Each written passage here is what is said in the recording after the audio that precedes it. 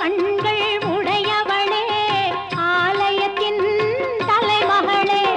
கடை கண்ணாலே பார்த்தருள்வாய் காலமெல்லாம் காத்தருள்வாய் கடை கண்ணாலே பார்த்தருள்வாய் காலமெல்லாம் காத்தருள்வாய் தாயே கருமாரி எங்கள் தாயே கருமாரி